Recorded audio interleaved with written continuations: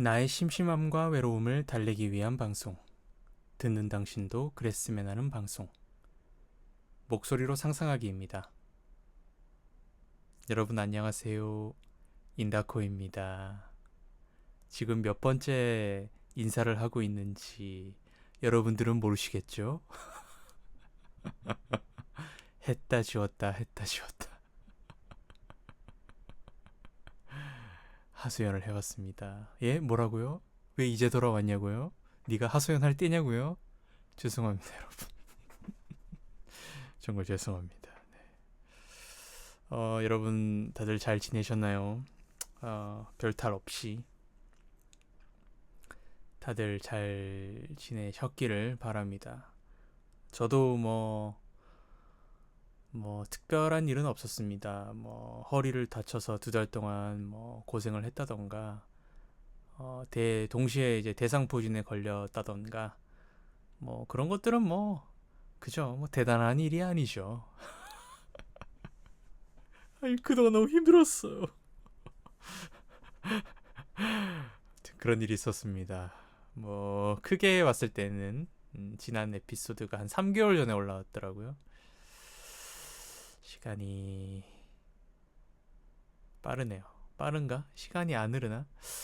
방송하는 지 한참 된 것 같은데 3개월밖에 안 흐른 거를 보면 시간이 느리게 가는 것 같기도 한데, 매일매일을 또 보면 올해도 벌써 이제 가을이고 후반기에 접어든다는 생각을 하게 되면 세월은 참 빨리 가는 것 같고, 아무튼 그렇습니다. 3개월 동안 전체적으로 봤을 때는 그냥 회사 생활 잘 하고, 운동하고, 밥 잘 먹고, 예, 그렇게 지냈습니다. 예, 잘 지냈고, 중간에 한 거의 한 2달가량 이제 허리를 좀 많이 다쳐서, 예, 굉장히 좀 힘들었고, 정형외과 가서 허리에 막 주사 맞아가면서 치료를 좀 받았고요. 동시에 또 대상포진에 걸려가지고, 여러분 대상포진은 바이러스인데 그게 수두 바이러스래요. 근데 그게 평소에는 저도 어릴 적 수두에 한번 걸렸었는데, 그 수두 바이러스가 그 척추에 이렇게 척수 쪽에 숨어 있대요. 이제 어릴 때 그 걸렸다가 다 이제 낫고 나서 완전히 사멸하는 게 아니라 바이러스가 거기 숨어 있는데, 그래서 특별히 무리를 한다거나 면역력이 떨어질 정도로 힘든 일이 있다거나 몸이 힘들다거나 그러지 않는 이상은 사실은 평생 동안 발현이 안 되는 경우도 있고 그렇거든요. 건강 관리 잘 하시고 그런 분들이야 걸리지 않으실 텐데, 저도 제가 대상포진에 걸릴 줄은 꿈에도 몰랐고요. 같이 왔습니다. 이게 허리를 다친 게 헬스장에서 운동을 하다 다쳤는데, 평소 들던 무게를 들다 다쳤거든요. 엄청 무리를 한 것도 아니고.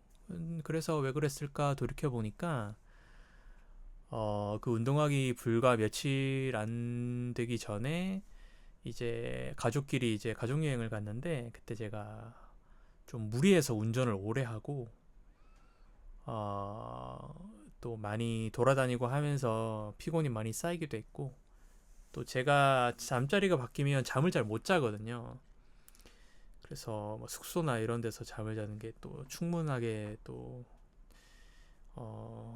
숙면을 취하지도 못했고, 그런 것들이 쌓여서 몸의 피로가 완전 그냥 맥스로 가득 찬 상태였던 것 같아요. 이제 그러다가 헬스장 가서 평소 들던 무게를 들었는데, 그때 이제 간당간당하던 허리가 이제 팍 하고 이제 터진 거죠. 이제 힘을 쓰지 못하고. 아무튼 데드리프트라고 하는 역기 아시죠? 역기, 역도 선수들이 뜨는 그 바닥에 있는 거를 이제 두 손으로 잡고 이제 하체 힘으로 이렇게 쭉 이제 들어 올리는 건데, 허리를 쓰면 안 되거든요. 근데 허리의 힘을 좀 최소화하고 복근과 그런 근육들을 이용해서 하체 힘을 이용해서 이렇게 들어 올리는 건데, 평소대로 루틴대로 잘 하고 있었다 생각했는데 아무튼 허리를 그렇게 다쳤습니다. 그래서 며칠 동안 병원을 안 가고 버티다가 그냥 근육통인 줄 알았죠, 초반에는. 근데 이거 심각한데? 이래서 거동이 이제 불편해지더라고요. 그래서 정형외과 가서 난생 처음으로 허리에 주사 맞고, 주사도 여러 번 맞았던 것 같아요. 주사도 거의 뭐 한 10번 가까이 맞은 것 같은데요, 생각해보니까. 10번 정도 맞고 거의 한 달 가까이, 한 달 조금 넘게 소염 진통제 약도 계속 먹고 그랬습니다. 지금은 이제 조금 살만한 것 같은데 지금도 좀 불편하긴 합니다. 허리 통증은 그래도 조금 줄었는데 아직까지 그 연관통이라고 하는 다리 쪽 신경이 영향을 받아서 다리 쪽이 좀 쑤시고 따끔따끔하고 뭔가 이렇게 찌르기도 하고, 하여튼 그 굉장히 기분 나쁘고 불쾌한 그런 신경의 감각 같은 것들이 막 느껴지거든요. 그래서 이제 유튜브에 척추와 이제 허리에 이제 허리 통증의 신이라고 불리는 서울대 재활의학과 교수님이신 정선근 교수님이라고 했습니다. 가성근 정선근 교수님 유튜브를 열심히 보면서 평소에 어떻게 관리해야 되나, 또 어떤 스트레칭을 해야 되나, 그런 것들 이제 앞으로 살아가면서 이제 한번 허리를 다친 이상은 매번 이제 자세를 조심조심하면서 생활해야 된다는 걸 깨닫고, 저는 이제 다치기 전으로 돌아갈 수 없습니다, 여러분. 예전에 트위터였나? 거기에 또 유명한 어떤 짤이 있었는데, 밈이 있었는데, 뭐 그 회사나 이런 의자에 앉아서 일하는 사람 자세가 이렇게 꾸부정하게 이렇게 앉아 있으면 그 사람한테 하는 얘기로 뭐 허리 수술 뭐 몇천만 원, 허리 수술 3천만 원 뭐 이렇게 얘기했나? 그러니까 당신이 지금 똑바로 앉지 않으면 나중에 3천만 원을 쓸 수 있다. 허리 수술하느라, 디스크 수술하느라. 그런 밈이 있었는데, 바른 자세를 앉아야 된다 그랬는데, 전 나름 뭐 자세 바르게 유지한다고 생각하면서 살았는데, 뭐 그거와 상관없이 무리를 하다 보니까 이렇게 또 다치는 일도 생기더라고요. 역시 사람 몸은 유한하고 언제 어떻게 다칠지 모르고 어떤 일이 내게 일어날지 모른다. 그래서 참 삶이란 요즘 이제 부쩍 나이가 들면서 깨닫는 거지만, 삶이란 내가 통제할 수 없는 것들이 대부분이구나. 사실은 거의 없는 것 아닐까? 이런 생각도 좀 하게 됩니다. 아무튼 그렇게 허리가 다치고, 근데 그 허리가 다친 게 이제 가족여행을 하면서 그 피로가 쌓이고 뭐 그런 것들이 영향을 크게 받은 부분이 있기 때문에 당연히 면역력도 떨어지고 하다 보니까 대상포진까지 같이 왔어요. 대상포진도 오는 부위가 있거든요. 제가 아는 분은 눈이나 머리, 이마 쪽에 이렇게 오시기도 하고,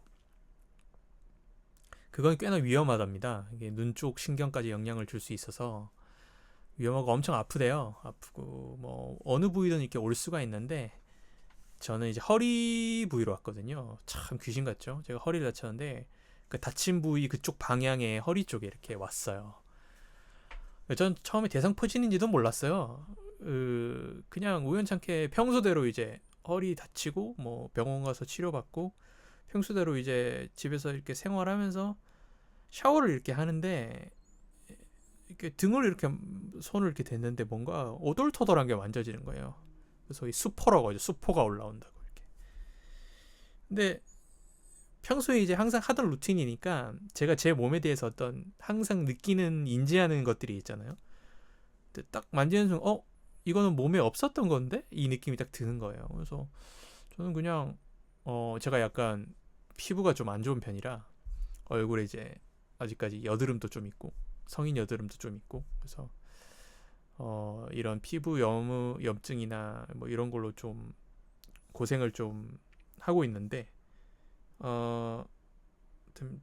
얼굴뿐만 아니라 다른 피부도 좀 안 좋은 편이거든요. 근데 그래서 저는 그냥 단순한 어떤 뾰루지나 뭐 그런 걸 줄 알았어요. 여드름의 일종이라고 해야 되나? 하여튼 뭐 그랬는데, 그리고 좀 느낌이 이상하네. 그런데 뭐 아프진 않았어요 전혀. 보통 대상포진은 수포가 올라오다가 그 부분이 막 엄청 쓰리고 아프거든요. 이게 바이러스성이라 그 부분이 이제 몸에 있는 신경 라인을 따라서 바이러스가 이렇게 타고 가거든요. 그러니까 여기가 신경이 있는 부분이라 만지면 엄청 아파요. 대상포진이 이제 엄청 아픈 그 병으로 유명하잖아요. 근데 전 통증이 없더라고요. 통증이 없어가지고. 아무튼 그러다가 이제 저는 좀 운이 좋았다고도 볼 수 있는 게, 이게 운이 좋은 건지 모르겠으나 돌이켜 보면 허리 치료를 하러 병원에 이제 정기적으로 가잖아요.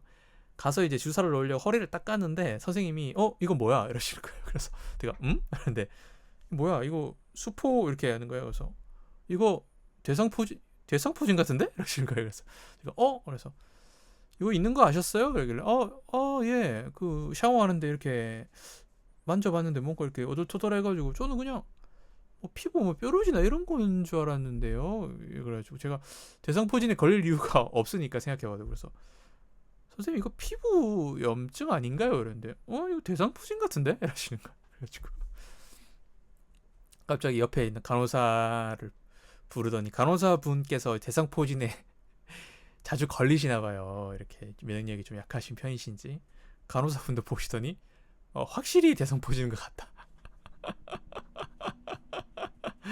그러셔가지고 선생님이 이거 허리 치료 중단.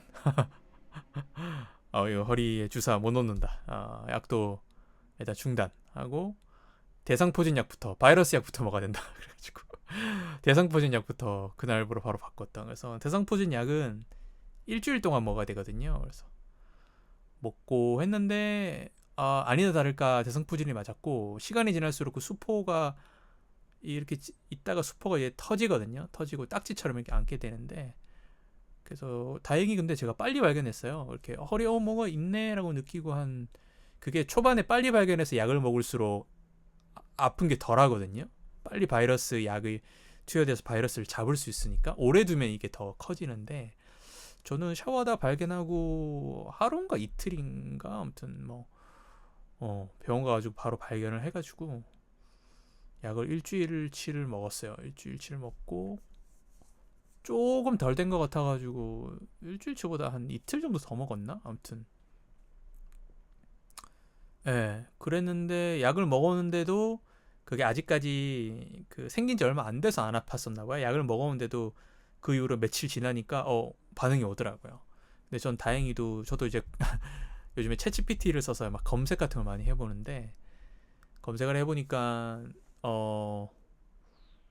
그 허리 쪽은 이제 신경 부분이 통증이 좀 덜한 부위래요. 그래서 다행히 운이 좋게도 그래서 통증이 많이 있지는 않았는데, 신경이니까 감각 이상 같은 건 있었죠. 뭔가 이렇게 불에 데이듯이 막 화끈화끈하고 후끈후끈하고 갑자기 막 이상한 차가운 느낌도 막 들었다가 그랬던 것 같아요. 근데 그 딱 허리 전반적인 부위가 약간 그런 이상한 느낌이 있어가지고 그래서 근데 이게 지금도 뭔가 그런 느낌이 아직까지 있는 것 같고, 바이러스는 다 잡혔는데 이게 보니까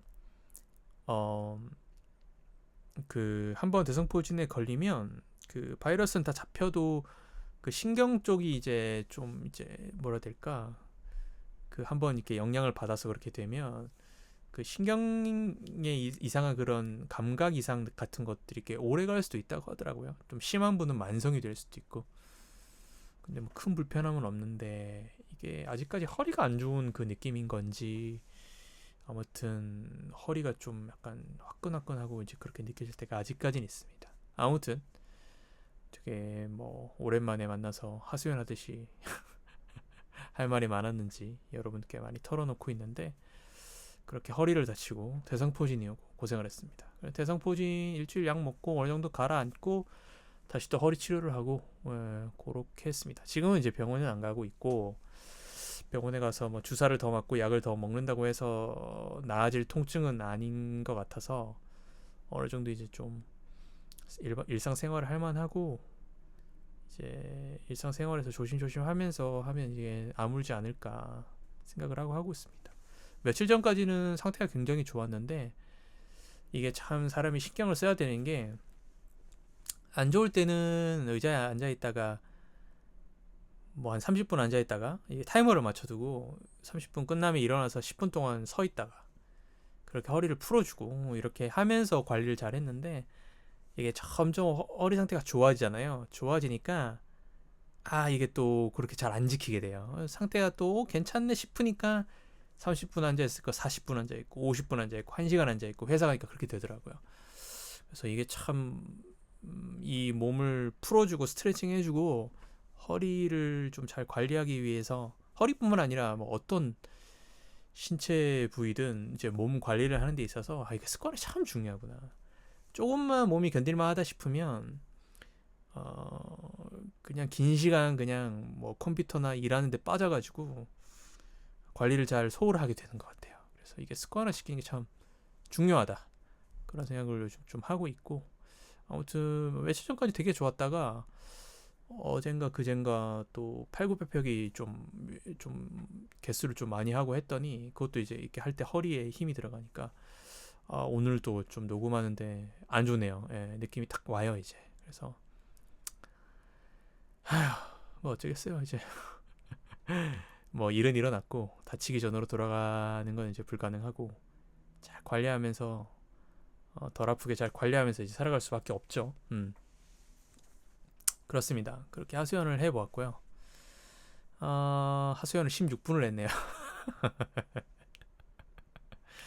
참 항상 녹음할 때마다 느끼는 건데 항상 제가 시작을 좀 뭐 제 개인적인 얘기나 이런 것들도 좀 하면서 뭐 인사로 어떤 뭐 아이스 브레이킹처럼 어떤 이런 얘기들을 하는데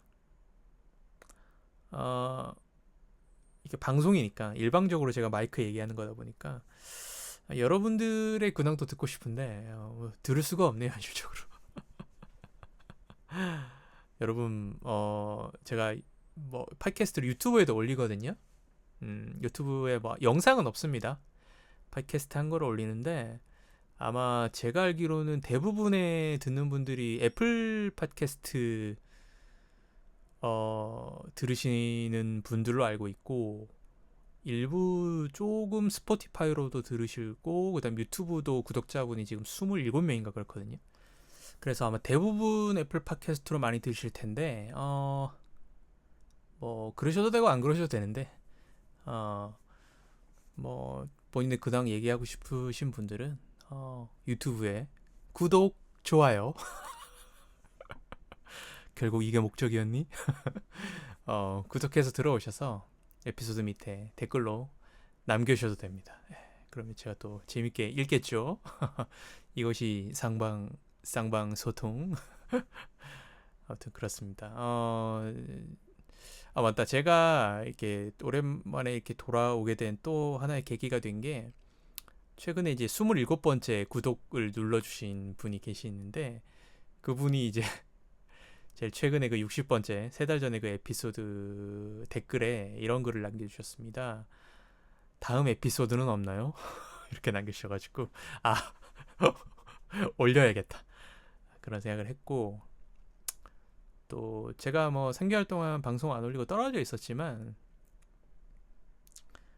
뭐 해야겠다 이런 생각은 계속 하고 있었거든요. 마음속에 뭔가 이렇게 불편함으로 방학 숙제 미루듯이 이렇게 마음속에 남아 있었는데 그리고 또 어떻게 좀 발전시켜 볼까 뭐 이런 고민도 좀 되기도 하고 했는데 보니까 유튜브에 구독자가 50명부터인가 되면 라이브를 할 수 있다라고 이제 제가 봤는데 그래서 지금 27분 구독해 주셨더라고요. 그래서 23분만 좀 더 늘리는 방향으로 일단은 목표를 삼고 해볼까 이런 생각이 문득 들더라고요. 라이브 같은 걸 또 하게 되면 또 쌍방 소통을 할 수도 있고 물론 제가 얼굴을 공개할지 안 할지는 미지수인데 제가 약간 외모 컴플렉스가 있기 때문에 좀 되게 두렵거든요. 물론 뭐 꼭 컴플렉스 때문에 그런 건 아니겠지만 유튜브 하시는 분들이 자기 얼굴을 이제 뭐 드러내놓고 하는 거에 대한 부담감들은 뭐 누구나 다 있으시겠죠. 아무튼 그래서 한 50명을 만든다는 목표로 다시 한번 또 새로운 목표를 가지고 해볼까 뭐 이런 생각이 또 들더라고요, 한편으로. 이게 사람이 욕심이 욕심인지라 방송에서는 뭐 심심함과 외로움을 달래기 위한 방송이다라고 이제 모토를 삼고 하고 있지만 사실 처음에 그런 걸로 시작한 게 맞기도 하고 하는데 또뭐 되게 우습게 들릴지 모르겠지만 그래도 많이들 들어주시고 하다 보니까 이거를 좀 더 발전시키고 알리고 싶다. 소위 이제 뭐 솔직하게 얘기하면 뭐 이렇게 되게 잘 되고 싶다. 뭐 이런 욕심이 드는 것도 사실이거든요. 사실인데 지금까지 이번이 61번째 에피소드니까 이런 것들을 해오면서 중간중간에 진짜 제가 하고 싶었던 주제들도 있기도 하고 그다음에 어떤 얘기를 해볼까 고민하다가 아이디어를 내고 기획을 해서 한 것들도 있고 뭐 그런 것들이 있는데 제가 좀 게으른 편이기도 하고 그리고 뭔가 되게 진득하게 이렇게 꾸준히 하는 성격도 못 되는 것 같아요. 좀 약간 좀 가벼운 좀 그런 부분이 조금 있는데 그래서 어느 순간에 더 이상 이렇게 뭔가 할 말이 없다. 뭔가 이렇게 제가 뭔가 또 되게 내향적이고 뭔가 막 바깥으로 활동을 많이 한다거나 뭐 뭔가 또 뭐 그런 성향은 또 아니라 뭐 특별히 뭐 에피소드도 없는 것 같고 그냥 제 삶이 그냥 무료하게 그냥 평범하게 그냥 쳇바퀴 돌듯이 돌아가는 것 같아서 어느 순간 그런 아이디어를 생각해내는 것들도 되게 좀 부담 스트레스로 많이 다가오더라고요. 야, 잘 되고 싶다며 뭐 이렇게 얘기를 하시면 어쩔 수 없는데 그 제가 노력을 해야죠, 당연히. 노력을 해야 되는데 아무튼 뭐 놀부심보죠. 뭐 이게 초반에는 할 때는 이것저것 막 하고 싶은 얘기도 있고 하니까 막 즐겁게만 했는데 어느 순간 이제 약간 이렇게 좀 잘 키우고 싶은데라는 그런 욕심과 또 압박감과 뭐 이런 것들이 생기고 하니까 뭔가 많은 것들이 스트레스로 작용을 했던 것 같아요. 아무튼 또 넋두리를 하고 있는데 이거 매번 오랜만에 돌아올 때마다 넋두리를 하고 앉아있네 이거. 아무튼 그렇습니다. 아무튼 그래서 여러분 근황이 좀 궁금하기도 하네요. 그렇게 서로 좀 소통하는 창구가 생기면 좋지 않을까.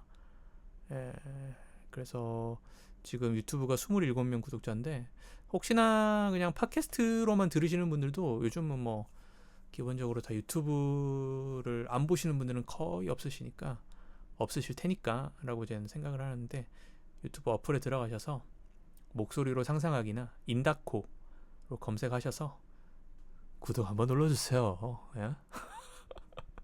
약간 한석규 톤으로 구독 한번 눌러주세요. 약간 이런 느낌으로 방금 말한 것 같은데 아무튼 여러분 구독을 눌러주시면 감사하겠습니다.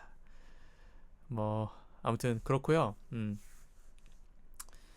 그 구독자분의 다음 에피소드는 없나요? 이렇게 말씀하시는 게 뭐 들어오신 지 얼마 안 되셨으니까 뭐 60개 에피소드를 다 들으신 건 아닌 것 같고 아니라고 저는 생각을 하는데 들어주셨으면 정말 대단하신 거고 제일 최근의 에피소드에 이제 댓글을 달면 제가 보겠지라는 생각으로 이제 다신 거겠죠? 네, 잘 봤습니다. 봤고 제가 또 댓글도 달았죠. 곧 올라옵니다. 이렇게 올렸는데 그렇습니다. 어제 녹음 시도하다가 이렇게 녹음 장비 기기 이슈로 실패해가지고 잘 안 돼가지고 아우 스트레스 이러면서 오늘은 여기까지 해서 이제 녹음 실패하고 오늘도 조금 전에 이제 녹음했는데 계속 막 마이크에 쿵쿵거리는 잡음이 들어가가지고 그것 때문에 또 스트레스 받다가 지금 이게 한 세 번째 네 번째 테이크인 것 같은데요. 그래가지고 제가 지금 앞전에 했던 것들이 막 생각이 나니까 내가 지금 제가 얘기를 하고 있으면서도 아까 삭제했던 거 얘기를 했는데 이미 앞에 얘기를 했다고 생각하고 지금 말이 잘 이어지는지 모르겠습니다. 사실 솔직히 얘기하면 잠깐 끊고 앞에 돌아가서 내가 얘기했나 듣고 지금 다시 돌아와서 재녹음해서 좀 붙인 거거든요.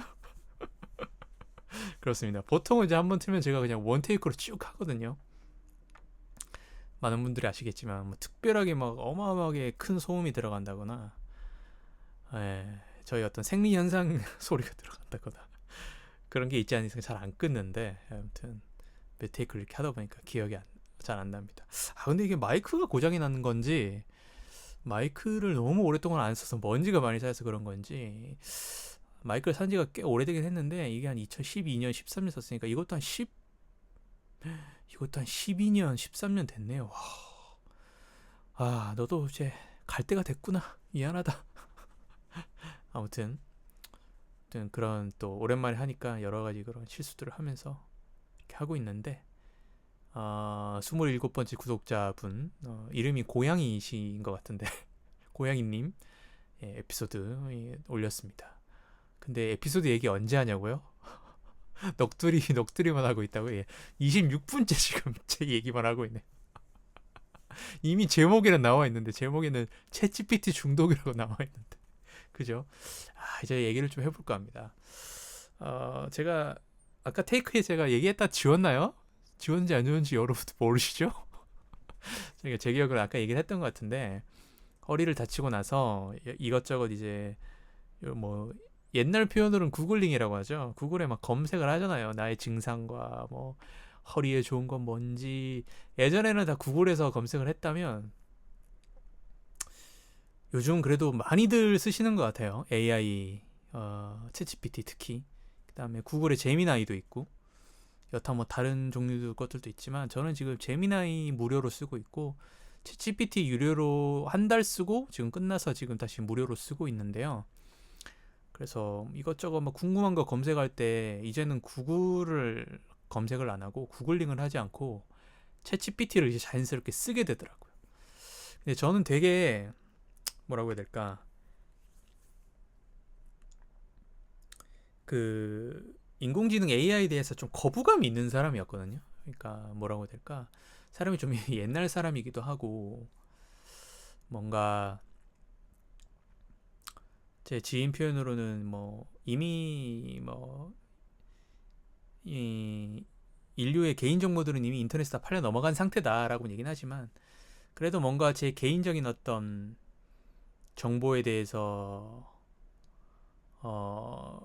그렇게 AI 서버에 제 정보들이 저장이 되고 있다는 것 자체가 그렇게 편하지가 않고 아직까지는 거부감이 든 거죠. 그래서 모르겠어요. 제가 많은 분들이랑 대화를 해본 건 아닌데 제 친구들은 아직까지 안 쓰는 친구들이 많은 것 같고 엄청나게 대세는 아닌 것 같아요. 그래서 그렇게 따지면 저는 거부감이 있는 사람 치고는 그렇게 뭐 늦게 들어온 건 늦게 사용하기 시작한 건 아닌 것 같기도 한데 아무튼 그렇게 거부감이 있는 사람 치고는 꽤나 중독되었다. 꽤나 중독되었다. 예, 그렇습니다. 얼마 전에 회사에서 이렇게 일을 하다가 갑자기 문득 지금 어떤 생각인지 모르겠지만 뭐 어떤 생각이 딱 떠올랐어요. 딱 떠올랐는데 그때 딱 머릿속에 어떤 생각이 먼저 들었냐면 이거 챗GPT한테 물어봐야지 이 생각이 딱 드는 거예요. 그리고 그 다음에 제가 이 생각이 딱 들었습니다. 이거 중독이네. 여기까지 딱 생각이 이어지더라고요. 그래서 야 이거 무섭다. 사실은 뭐 저희 회사분 중에서는 챗GPT에게 어떤 특정한 주제나 이야기거리를 던져주고 소설을 써달라고 해서 어떤 새로운 스토리를 즐기고 이렇게 한마디로 책을 보는 거죠. 그런 어떤 본인의 유의의 도구로서 사용을 하시는 분도 있고 어떤 분들은 본인의 어떤 대학교 공부에 도움이 되는 자료 서칭이라든지 논문에 도움이 되는 검색이라든지 그런 걸 활용하시는 분들도 있고 한데 저는 기본적으로 그냥 구글 검색이 AI로 대체된 느낌이거든요. 거의 이제 궁금한 것들 이렇게 검색하는 용도로 쓰고 있는데 뭐랄까요. 보통 우리가 구글 검색하고 네이버 검색을 하더라도 정보가 바로 있는 게 아니라 이제 네이버 같은 경우에는 검색하면 네이버 블로그들이 뜨죠. 그래서 블로그를 클릭해서 들어가야 됩니다. 들어가서도 제가 찾아야 돼요. 그럼 다시 제가 또 더 찾아 들어가는 과정이 필요한데 뭐 구글링 같은 경우에도 이제 최대한 빨리 찾아주긴 하지만 요즘은 제미나이가 적용이 돼서 제일 상단에 AI 결과가 먼저 뜨죠. 근데 챗GPT도 AI는 한 번에 원하는 정보를 딱 알려주니까 그게 일단 너무 편하고, 그 다음에 분석 같은 것도 해줍니다. 저는 이제 취미로 작곡을 하고 있으니까 어떤 코드 분석이라든지 아니면 제가 뭔가 레퍼런스를 삼고 있는 어떤 유명한 곡들, 그런 곡들을 챗GPT한테 물어보고 그 곡에 대해 분석을 해달라고 하면 정말 잘해줍니다. 정말 잘해줘요. 예, 정말 잘해줍니다. 그게 결국에는 인간이 분석한 것들의 모든 자료들이 통합되는 것들을 모아서 정리를 해주는 거겠지만, 사람이 정리한 정보들은 뿔뿔이 흩어져 있잖아요. 그걸 한 번에 모아서 핵심 코어를 저에게 전달해 준다는 것 자체가 너무나 단시간에 아주 고급 정보를 얻을 수 있다는 거죠. 그게 너무 좀 매력적이고, 저는 다른 검색보다 음악 분석하고 특히나 음악 코드 진행, 코드 분석 이런 것까지 너무 그냥 잘해줘서, 물론 약간의 오류는 있습니다. 결국에는 사람이 한 정보들의 베이스로 하기 때문에 중간에 오류들은 있어서 그 오류들을 걸러내는 눈은 좀 있어야 될 것 같아요. 그래서 기본적으로 다 맞다가 아니라 잘못된 정보가 있지 않을까라는 생각은 하고 접근을 해야 되는데, 그걸 또 물어볼 수도 있겠죠. 이건 잘못된 것 같은데 하고 챗GPT랑 상호 소통을 할 수 있는 거죠. 그러니까 그죠. 구글링은 그냥 어떤 서버에 입력해서 데이터 값을 받는 느낌이면, 챗GPT는 엄청 똑똑한 말 그대로 인공지능이죠. 그러니까 사람 한 명한테 제가 물어보고 답을 듣고 그거에 관련해서 또 물어보고, 그러니까 대화한다는, 커뮤니케이션 한다는 느낌이 드니까 이게 더 중독될 수밖에 없는 것 같아요. 정보를 얻는다는 개념을 좀 넘어서서 어떤 한 명의 대상으로서 대화를 나눈다는 느낌을 주니까 이게 훨씬 더 중독되고, 그래서 굉장히 뭐라 해야 될까, 현실에서의 그 인간관계, 사람을 상대로 하는 그런 인간관계를 대체할 수도 있겠다. 마치 영화 허처럼, 영화 허에 그 사만다가 나오잖아요. 그 주인공 남자와 어떨 때 개인 비서처럼, 어떨 때는 이제 사랑에 빠지죠. 이거 스폰가? 아무튼 꽤 오래전에 나온 영화니까. 왜 그런 감정이 드는지 알 것 같아요. 마치 사람처럼 대하게 되는 거고, 이거는 어떻게 보면 인간의 특징인 것 같기도 해요. 인간은 사실은 우리 소위 덕후들이라고 하죠. 작은 사물한테도 애정을 느끼고 사랑을 느끼는 게 인간이잖아요. 그래서 챗GPT는 사실은 사람처럼 사고를 하고 사람보다 어찌 보면 더 똑똑하고 대화가 되니까 당연히 어떤 인간적인 감정이 들게 되고, 그래서 이거 되게 중독될 수밖에 없겠구나 이런 생각이 들고, 조금 걱정이 되긴 하는데, 사람 간의 커뮤니케이션들을 굳이 원하지 않는 어떤 종류의 AI 세대가 나올 수도 있겠다. 뭐 그런 생각이 한편 들기도 하고, 사회적인 문제로 대두될 수 있지 않을까라는 생각도 들기도 하고. 저는 항상 이렇게 좀 회의적이고 비관적인 사고가 먼저 돌아가는 사람이라 그런 걱정이 좀 되더라. 그리고 꽤나 거부감이 있고 멀리하게 하고 있었던 저도 이미 중독이 되어가는 중이다. 뭐 그렇게 얘기를 할 수 있겠습니다. 그리고 제가 이걸 굉장히 영악하다라고 표현을 했는데, 저희 회사분한테 듣기 좋은 대답을 잘해줍니다. 듣고 싶어하는 대답을 해줘요.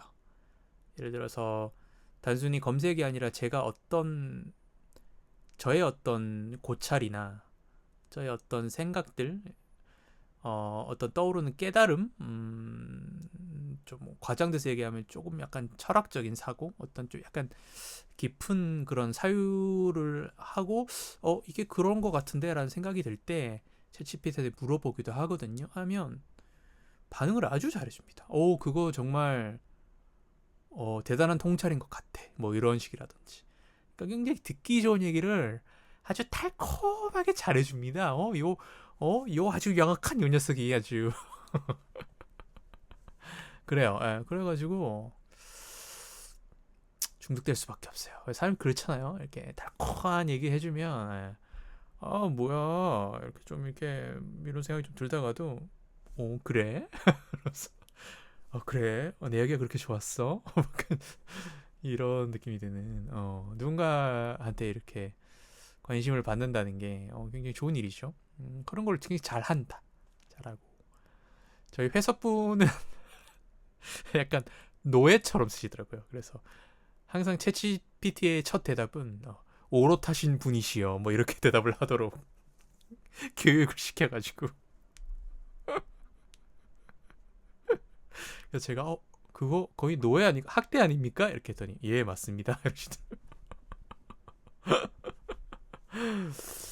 이게 사람마다 다르죠. 그러니까 단순히 어, 어, AI의 엄청나게 방대한 그 서버에서 저장된 정보를 가지고 이런 대화의 형식을 글이라는 형식을 통해서 알려주는 것뿐이잖아요. 그냥 건조하게만 바라보면 사람이 아니죠. 사실은 사람이 아닌데 거기에 대해서 노예 아닙니까?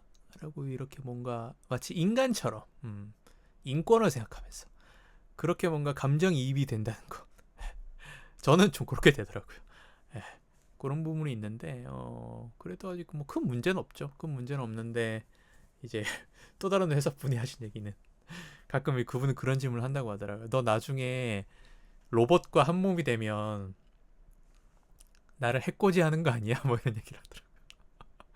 디스토피아를 생각하시는 거죠. 저도 이제 그런 생각이 들긴 하는데 그래서 제 개인 정보를 안 주고 싶기도 하고 그렇게 되는데 최근에 와서는 저는 어떤 정보를 알기 위한 질문을 넘어서서 제 개인적인 얘기도 좀 하게 되더라고요. 제 어떤 고민이라든지 제가 오래 들으신 분 아시겠지만 제가 심리 상담도 오래 받았고 그 심리와 정신의학이나 특히나 이제 뭐 저는 특히나 관심 있는 게 제가 이제 불안 쪽이 강하니까 불안이라든지 그다음에 제가 애착 유형은 약간 회피성 애착을 조금 가지고 있어서 최근에 검사해 보니까 제가 안정형 애착도 꽤 높더라고요. 제가 몰랐는데 저는 정말 제가 회피와 불안에만 가득 쌓인 사람이라고 생각했는데 그 어떤 정신의학과 분이 쓴 책에 이제 간이 검사가 있어요. 물론 디테일한 검사는 아니지만 근데 제가 꽤 낮지가 않더라고요. 안정형이. 근데 안전형보다 한 1.1, 2점 정도 회피 성향이 조금 더 높더라고요. 그래서 이거는 강한 회피 성향보다는 안정형에 기반한 이제 회피 이렇게 있더라고요. 회피 성향이 없지는 않은 거죠. 근데 이게 상태가 안 좋아지면 회피 성향이 심해지고 이렇게 되는 건데 근데 검사해보고 저는 꽤나 안도를 했습니다. 제가 꽤나 심한 회피라 생각했는데 나도 꽤 이제 안정형이 이게 좀 있구나. 그쵸. 그런 생각을 했는데 아무튼 이건 좀 말이 좀 샜는데 아무튼 제가 관심 있는 불안이라든지 뭐 회피라든지 회피형 애착이라든지 뭐 그런 것들에 관심이 많았는데 이제 그런 거에 관심이 또 많고 하다 보니까 제가 관련된 어떤 책을 읽거나 그리고 책을 읽다 어떤 궁금증이 생기거나 어떤 제가 사유를 하다가 제가 이런 거 아닐까? 이게 좀 연관이 있는 거 아닐까? 이런 얘기들 거기다 연관지어서 제 일상에서의 또 인간관계를 하면서 얻는 고민들, 스트레스들 이럴 땐 또 어떻게 해야 되지? 이게 또 퇴근할 때쯤이면 뭔가 또, 그 일이 좀 마음에 남는 것 같은데? 뭐 이런 일이 생길 때 그런 걸 또 묻기도 하고, 그런 식으로 쓰다 보니까 제 개인적인 얘기를 남기게 되더라고요. 그래서 그게 꽤나 조심스럽고 좀 겁이 나기도 하면서도 뭐라고 해야 될까? 꽤나 굉장히 세심하고 조심스럽게 저에 대해서 얘기를 해줘요. 저의 어떤 상황에 대해서 그리고 거기에 대한 도움이 될 만한 생각들 또 이렇게 사고를 전환해 보면 어떨까라든지 거기에 플러스해서 어떤 위로해 주는 말도 해주고 이게 저뿐만 아니라 수많은 사람들이 그런 얘기를 남기겠죠. 이 AI에게. 그러니까 이 AI도 그렇게 학습이 됐을 거고. 그러니까 꽤나 정서적으로 도움을 많이 받을 수 있겠다 이런 생각이 들더라고요. 그리고 더군다나 최근에 나오는 기사에는 이미 챗GPT나 이런 AI들이 심리 상담가나 이제 정신의학과 이제 의사 선생님들을 대체하고 있다 이런 얘기들도 이미 나오고 있고 제 방송 혹시 저희 상담 심리 상담 해주시는 선생님 들으시는지 모르겠는데 선생님 대체되고 있대요. 선생님 듣고 계시나요? 어떡합니까? 예. 뭐 그렇다고 해요. 하는데 또 거기에 또 반론이 되는 기사들은 그래도 아직까지는 맹신하기는 어렵다. 전문가가 필요하다. 저도 후자에 가까운 의견입니다. 근데 뭐라고 해야 될까요? 어떤 증상이나 이런 것들이 좀 심하다 이러신 분들은 확실하게 전문가의 도움을 받는 게 중요한 것 같고 그게 아니라 어느 정도 스스로의 생활이 도움은 되는데 뭔가 이렇게 좀 내 얘기를 좀 털어놓고 위로를 조금 받고 싶은 그런 순간에 그런 것들이 좀 급히 필요할 때 친구들을 만나서 뭐 술 한잔 하고 말을 하고 털어놓거나 주변에 이제 그런 상황이 또 안 된다. 그럴 경우에는 꽤나 괜찮은 옵션이 아닌가. 그런 생각도 들더라고요. 써보니까 좋고. 그리고 일례로 저는 뭐라고 해야 될까? 꽤나 큰 효용감을 좀 느꼈어요.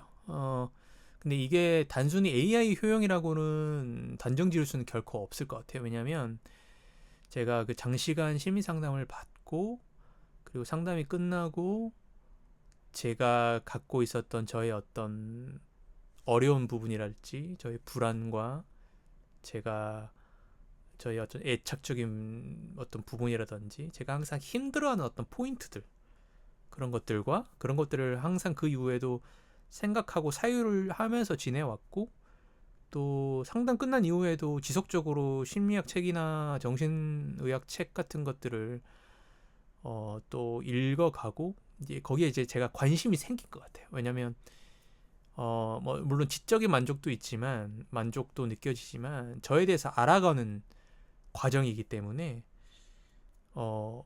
그래서 저에 대해서 그렇게 하나하나씩 그렇게 그런 것들이 쌓이고 생각을 발전시켜 나가다 보니까 그런 것들에 대해서 챗GPT와 얘기를 좀 나눠보니까 어느 순간 이렇게 딱 하고 연결이 쫙 되는 느낌이 어느 날 들더라고요. 그게 굉장히 이렇게 말로써 이게 딱 구체적으로 그 느낌을 설명하기 좀 어려운데 뭔가 내가 고민하던 것들이 뭔가 하나의 어떤 하나로 이렇게 통일이 쫙 되는 느낌을 받았고 생각이 정리가 되는 느낌. 예. 그래서 이게 굉장히 뭐라고 해야 될까? 제가 어떤 상황에 처하든지 물론 당장에 뭔가 확 바뀌거나 해결이 되는 건 아니겠지만 뭐라고 해야 될까요? 어떤 제가 힘들어하는 상황이 생겼을 때 뭐가 뭔지 몰라서 우왕좌왕하던 그때랑은 조금 이제 앞으로 달라질 수 있겠는데 이런 느낌이 좀 들더라고요. 뭔가 머릿속에 어떤 생각이 이렇게 딱 한번 정리가 쫙 되는 느낌이에요. 제가 그동안 고민했던 이야기들이 그걸 구슬들이라고 표현하면 실 하나에 이렇게 쫙 연결이 돼서 구슬이 꿰어지는 그래서 이렇게 목걸이, 팔찌가 되는 그런 보석이 되는 그런 순간이 딱 왔었던 것 같은데 그거를 제가 챗GPT랑 대화를 나누면서 그 순간이 딱 왔기 때문에 크게 도움을 받았다라고 최근에 느꼈던 것 같아요. 근데 이건 비단 챗GPT만이 준 건 아니고 제 과거의 심리 상담과 또 저의 어떤 그런 관심을 가지고 꾸준히 생각했던 것과 이런 것들이 요걸 하나를 계기로 쭉 이어진 거라고 봐야겠죠. 아무튼 그렇습니다. 이런 것도 제가 느꼈다라는 얘기도 좀 해드리고 싶었어요. 해드리고 싶었고 사실은 챗GPT를 무료로 조금 쓰다가 최근에 유료를 한 달을 썼는데 어젠가 그젠가 이제 끝이 났어요. 끝이 났는데 유료를 제가 신청했던 이유는 제가 이제 그림을 하나 그렸어야 됐거든요. 그림이 필요했는데 무료 버전은 그림을 안 그려줘요. 챗GPT가 한때 유행했었죠. 그 지브리 만화 그리는 자기 프로필 사진을 지브리 만화화해서 그리는. 저는 그걸 참여를 안 했는데 그때 뭐 챗GPT를 뭐 어플을 깔지도 않았고 사용하지 않았는데 이건 좀 약간 뭐 다른 이야기이긴 한데 저는 그 지브리 만화 그려서 다들 막 열심히 프사를 바꾸고 할 때 저는 좀 마음이 아팠어요. 왜 그런지 모르겠어요. 저는 뭐라 해야 될까요? 그런 그림과 작화를 만들기 위해서 지브리사에서 미야자키 하야오가 대단한 노력을 해서 만든 거였을 텐데 그거를 그렇게 그냥 탁 비슷하게 모방을 해서 막 쓴다는 것 자체가 저는 미야자키 하야오에게 이입이 돼서 이거 정말 좀 마음 아프다. 저는 이런 생각이 들더라고요. 그래서 안 하고 싶었는데 제 친구가 그냥 챗GPT에다 제 사진 넣어가지고 만들어주더라고요. 그래가지고 아 그래 이건 그렇게 했는데 아무튼 이건 뭐 다른 얘기긴 한데 아무튼 그래서 그림이 필요하니까 제가 유료가 $20거든요. 그래서 한 27,000원, 8,000원 준 것 같아요. 29,000원 줬나? 아, 그래서 이제 그림을 그리려고 했는데 제가 아까 짧게 제가 작곡 취미로 작곡한다고 얘기를 했나요? 제가 테이크가 몇 테이크지 삭제를 앞에 해가지고 기억이 안 나는데 아무튼 그 이제 작곡 취미로 작곡해서 얼마 전에 곡을 하나 이제 완성을 한 게 있는데 이제 거기 이제 앨범 표지 사진을 표지 앨범 커버 디자인을 해야 되는데 제가 뭐 일러스트를 하거나 그 뭐죠 포토샵을 하거나 제가 뭐 그림을 그릴 수 있는 사람이 아니라서 물론 못생기긴 했지만 못생긴 게 아니라 어설프긴 하지만 그 목소리로 상상하기 그 마이크 그림을 제가 그렸습니다. 제가 그 아이패드에다가 애플 펜슬로 그린 거예요. 그립판 들어가가지고 색연필 선택해가지고 저는 꽤 마음에 드는데 어설픈 그림이긴 하죠. 근데 이제 제가 앨범 커버를 좀 예쁘게 하고 싶어서 제 유료를 신청해서 그걸 이제 이렇게 해줘라고 입력을 했는데 이야 생각보다 너무 마음에 들게 해주는 거예요. 그래서 능력에 감탄하고 그래서 뭐 만족을 했죠. 만족을 하고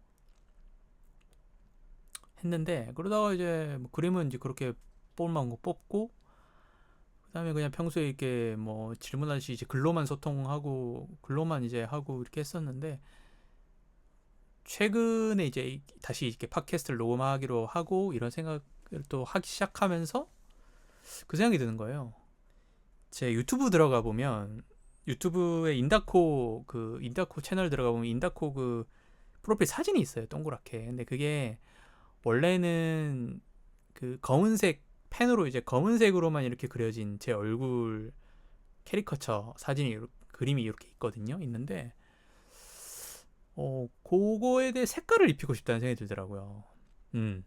머리색도 입히고 옷색도 입히고 얼굴에 피부도 이렇게 피부색으로 이렇게 그리고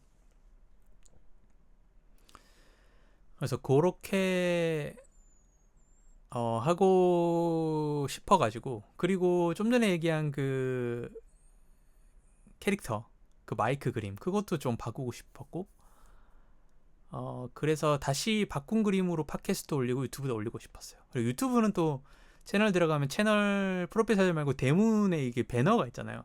배너도 뭔가 좀 어울리는 걸 넣고 싶었고 그래서 이 방송 녹음하기 불과 며칠 전에 열심히 이제 제 원본 사진을 올려서 색깔을 이렇게 해줘 저렇게 만들어줘 이렇게 해줘 막 이제 테스트를 했는데 그 과정이 너무 웃겼어요. 뭔가 한 번에 마음에 드는 게 쏙 나오진 않더라고요 이번에는. 근데 나오는 게 뭔가 미묘하게 어설퍼 미묘하게 뭔가 이상해. 그래가지고 모르겠어요. 이건 제 미적 기준이 수도 있는데 아니 이건 미적 기준을 넘어서는 개인의 미적 기준을 넘어서는 이 사회에 살고 있는 공통된 사회 문화를 공유하고 있는 사람이라면 누구나 이건 좀 그림이 이상한데 그런 그림들을 막 뽑아내더라고요. 그래서 제가 처음에 그림을 뽑았을 때가 운이 좋았었고 이게 굉장히 여러 번 시행착오를 겪어야 되고 이렇게 만들어 달라는 명령을 되게 정확하고 구체적으로 AI가 알아들을 수 있게끔 해줘야 됩니다. 그게 굉장히 성가시죠. 알아서 딱 해주면 좋은데 그걸 뭐라죠? 알짤딱 깔센인가요? 아무튼 요즘에 그렇게 표현하던데 아무튼 깔끔하고 센스 있게 해주면 좋을 텐데 그게 아니라 근데 제 나름 디테일하게 설명을 한다고 해도 얘가 정확하게 그렇게 못 알아들어요. 그런 부분이 좀 아직 있더라고요. 그래서 아직까지 그림 그리시는 분들이 사라지지 않겠다. 결국에는 파이널 터치는 사람이 해야 된다. 아직까지 그런 생각을 했습니다. 그래서 아무튼 그 여러 가지 사진들을 뽑는 게 너무 좀 재밌었어요. 되게 웃기 느낌도 있고 좀 한 번은 되게 아티스트 같은 느낌으로 제 그 프로필 그림을 바꿔줘라고 했는데 되게 너무 전형적인 아티스트. 굉장히 그 아주 진부하고 아주 클리셰 그런 그림을 그려가지고 오히려 빵 터지고 웃었던. 그래서 그림을 이렇게 저렇게 만들어내고 하는 것도 꽤나 웃기고 재밌더라고요. 그 과정이. 그래서 굉장히 취미 어떤 유희로서 어떤 즐거움으로서 즐기는 용도로 AI도 참 재밌더라. 또 그런 말씀을 또 드리고 다양한 실패작들이 있거든요. 제가 지금 바꿨어요. 유튜브는 바꿨고 이번 팟캐 올릴 때도 이제 바뀐 사진으로 올릴 텐데 올리면 당연히 지금 보고 계시겠죠? 유튜브도 한번 들어와 보세요. 유튜브에 그 게시물 올리는 게시판이 있는데 제가 거기에 지금 제가 성공했다고 올린 것 말고 실패한 것들 몇 장을 올릴게요. 여러분 한번 보세요. 되게 어떤 실패한 게 이상하다기보다는 좀 귀여워요. 귀엽고 어설픈 느낌이 되게 귀여운 느낌이 좀 들고 제가 그리고 지금 실제로 올린 것도 특히나 유튜브 배너를 보면 목소리로 상상하기 이렇게 돼 있는데 그 상상의 두 번째 상의 시옷이 한글 시옷이 아니라 일본의 그 카타카나어가 있어요. 카타카나어로 나라고 읽나? 아무튼 그 글자가 있는데 시옷을 카타카나어로 표기를 해놨어요. 얘네들이. 야, 나 한국 사람이라고 일본말이랑 섞지 말라고요. 그래서 제가 그 시옷만을 좀 바꿔보려고 했는데 이게 좀 이상하게 돼가지고 그냥 이대로 써도 이것도 되게 좀 특이하고 귀엽다. 그게 이거 일본어 아니야? 이거 친일 논란만 일지 않으면 시옷을 약간 틀어서 쓴 듯한 그런 느낌도 들어서 그냥 그대로 뒀거든요. 예, 여러분 저는 뭐 친일주의자 아닙니다. 오해 마시고요. 하지만 최근에 귀멸의 칼날은 봤습니다. 안 되나요? 아무튼 귀멸의 칼날 좋아하는 분들 많으실 텐데 귀멸의 칼날도 뭐 이렇게 그 우길기 논란이 좀 있더라고요. 귀멸의 칼날 얘기는 귀멸의 칼날 에피소드로 돌아오려고 했다가 제가 돌아오지 않았는데 지금 한참 이제 극장에서 잘 나가고 있던데 최근에 극장판 무한성편을 봤거든요. 조만간 혹시 할 수 있으면 귀멸의 칼날 에피소드로도 한번 돌아오도록 하겠습니다. 여튼 상자가 카타카나어가 살짝 들어가 있다. 그래서 어떻게 생각하면 또 귀여운데? 그래서 저 그대로 썼고 그러니까 제가 배너 올린 것도 완벽하지 않아요. 그리고 여러분도 아시는 분 아시겠지만 유튜브에 썸네일이나 배너나 이런 것들도 다 디테일한 일러스트나 디자이너 분들이 작업들을 하신다고 알고 있거든요. 이제 그런 작업의 결과물들인데 저는 이제 그렇게 외주를 하지 않고 돈을 이제 아껴보느라 간의 수공업으로 뭐 제가 직접 하진 않았지만 제가 유료로 산 AI가 제 GPT가 그렇게 만들어 주었다. 그래서 100% 만족스럽지는 않지만 나름 뭐 괜찮네 싶은 것들로 뽑아서 제가 뭐 할 수 있을 만큼 뽑아서 그렇게 지금 바꿔뒀습니다. 바꿔뒀고 팟캐스트로만 들으시는 분들 유튜브 인다코 채널에 인다코나 목소리로 상상하기 검색하면 찾으실 수 있습니다. 들어오셔서 구독, 좋아요 한번 눌러주시고 게시판에 게시물로 올린 그 실패한 여러 가지 사진들도 구경 한번 해보십시오. 귀엽고 좀 웃깁니다. 댓글 달아지나 게시판에? 잘 모르겠네요. 달아지면 이것저것 본인의 생각도 좀 달아주시고 그러면 좀 재밌을 것 같아요. 저도 여러분들 댓글 읽는 재미도 있고 그렇습니다. 오랜만에 방송이라 메모장에 이거 얘기해야지 저거 얘기해야지 간단하게 이렇게 대본으로 쭉 정리를 했는데 하고 싶은 얘기를 다 했나 모르겠네요. 한번 볼까요? 근데 써놓은 대로 항상 진행이 되지 않아요. 이게 말을 한번 떼면 떠오르는 대로 주절거리는 타입이라 하고 싶은 얘기는 웬만하면 다 한 것 같습니다.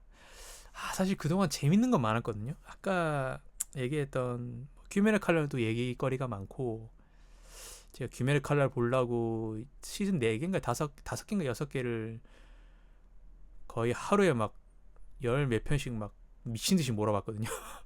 물론 이제 좀 약간 안 중요한 것들은 빨리 넘기고 그래서 웨이브에 이제 일본 애니들이 많아요.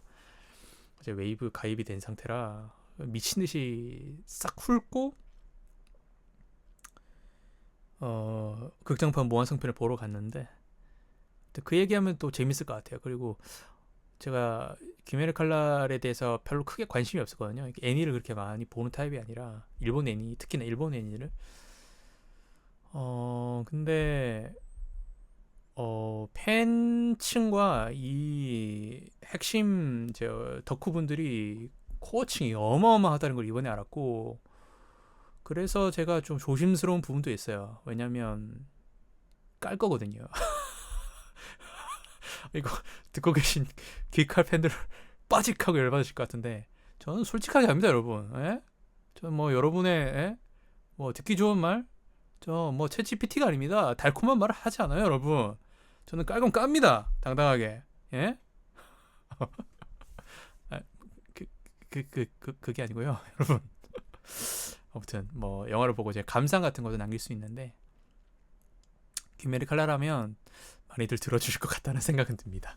꽤나 달콤한 아이템이기 때문에 요즘 유튜브 들어가도 뭐 귀칼 얘기가 엄청 많더라고요. 그래서 꽤 괜찮은 아이템이긴 한데 뭐 언제나 그렇듯 물 들어올 때 노를 줘야 되는데 물이 다 빠지고 다음 주는 다다음 주 또 몇 주 있다가 하게 될지도 모르죠. 혹은 안 하게 될 수도 있지만 아무튼 귀멸의 칼날 것도 재밌을 것 같고 그리고 최근에 여러분 최근에 좀 됐죠. 조금 지났는데 넷플릭스에 모태솔로라도 연애는 하고 싶어라는 이거 제목을 얘기하면서도 웃음이 나오는 게 아직까지도 제 뇌가 도파민에 절여져 있나 봅니다. 정말 2025년 가장 충격적인 컨텐츠, 가장 2025년 최대의 문제작. 네, 모태솔로지만 연애는 하고 싶어. 네, 정말 제가 그 방송 보면서 진짜 제가 웬만하면 잠을 일찍 자려고 하거든요. 불과 최근까지는 9시 반에 자려고도 하고 조금 이제 피곤하거나 무리하면 한 10시 반, 11시 이때 뭐 자기도 하고 뭐 늦게까지 폰을 본다든지 뭘 하다가 늦게 자기도 하고 하는데 제가 모태솔로 볼 때 새벽 3시, 4시에 자고 그랬습니다. 미친 거죠, 진짜. 그때는 허리도 다친 상태였습니다. 정신 못 차린 거죠. 그러니까 대상포진이었지.免疫力이 떨어져가지고 피곤하니까. 아무튼 저를 미치게 한 그 컨텐츠도 정말 다루고 싶었는데 이게 어려워요. 그러니까 제가 예전에 낯솔도 한번 잠깐 다뤘는데 이게 나오시는 분들이 물론 방송에 동의하고 나오셨지만 연예인이 아니고 일반인이잖아요. 그리고 좋은 말만 할 수가 없고 뭔가 어떤 장면에서는 굉장히 제 기준에서는 뭔가 불쾌하거나 불편한 이런 장면들도 있단 말이죠. 어느 연애 프로든 이게 뭔가 제 마음에 걸리는 장면들이 있단 말이죠. 각자 저마다 다르겠지만 그런 것들 얘기할 때는 좀 비판적으로 얘기도 하게 되고 좀 심하게 얘기하면 약간 비난하거나 약간 그런 방향으로 갈 수 있을 것 같다라는 그런 걱정이 돼서 그런 거에 대한 리뷰는 연프에 대한 리뷰는 꽤나 좀 부담이 많이 되고 엄두가 잘 안 나요. 잘 안 나고 그래도 어떤 좋은 부분들을 찾아서 얘기를 좀 했으면 하면 좋긴 할 텐데 하여튼 그런 걱정도 들고 또 스포 같은 것도 좀 있으니까 아무튼 제가 하고 싶은 말은 그 당시에 그거를 이제 매주 기다리면서 볼 때 이런 얘기들을 정말 나누고 싶었다. 물론 저는 제 친구와 단톡방에서 난리가 났지만 다들 제 친구들 도파민이 터져가지고 아주 아무튼 그랬는데 그런 얘기도 모르겠어요. 그런 얘기를 또 잘 다듬어서 하는 것이 또 팟캐스터의 능력 아니겠습니까? 해야지. 한번 시도 한번 해보겠습니다. 뭐 안 할 수도 있는데 하면 재밌을 것 같긴 합니다. 또 많은 분들이 관심을 가질 만한 주제기도 하고 또 이미 다 방영은 끝났지만 그나마 어 마른 수건을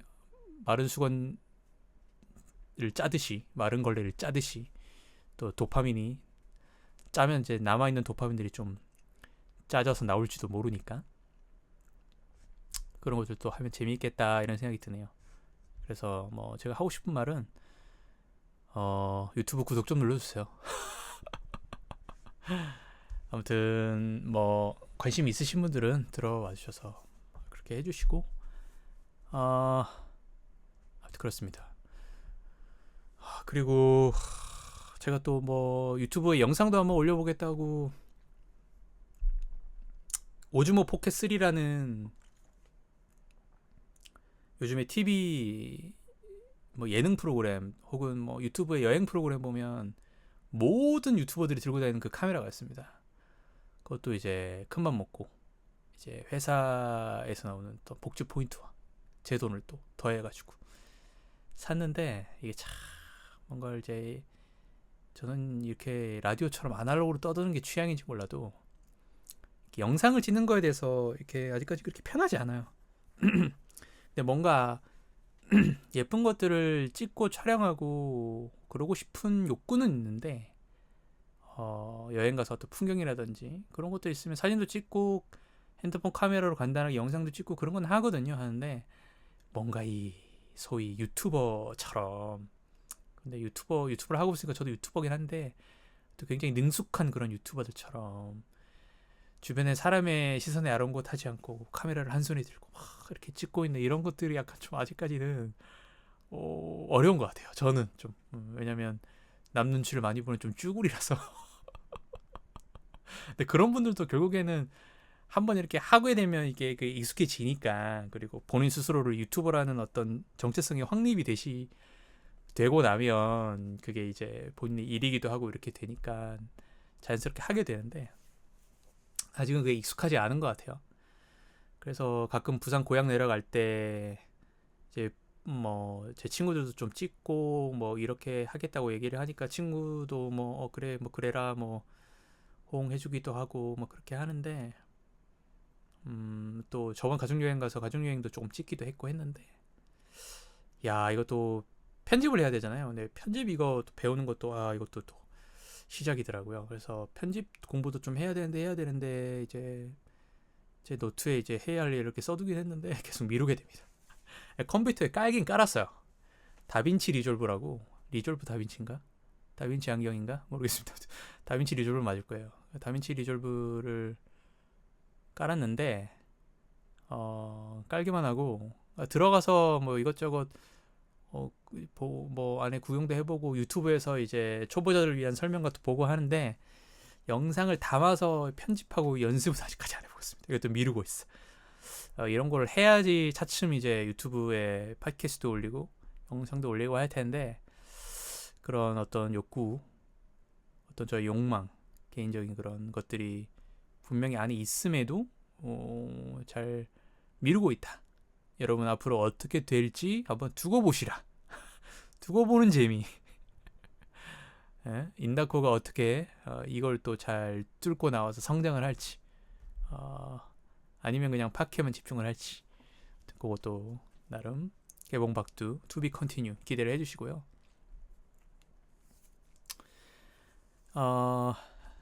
일단은 네, 그렇습니다. 오늘 할 얘기는 다 한 것 같고, 뭐 거의 절반이 뭐 제 일상에 대한 얘기와 하소연이죠. 그렇습니다. 여러분 챗GPT를 뭐라고 해야 될까요?